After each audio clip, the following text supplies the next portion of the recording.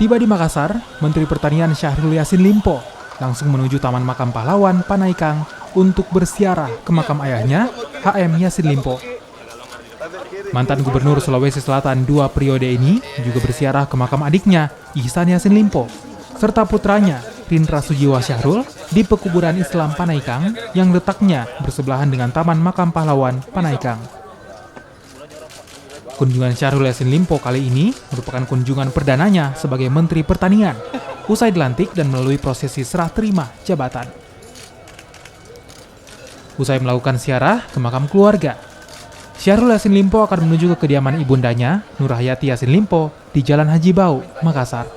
Saya tentu saja seperti orang Bugis Makassar, seperti yang biasa, kalau sudah dapat sesuatu, katakanlah itu rahmat, itu rezeki, bahkan musibah sekalipun, harus kembali ingat kedua orang tua kita.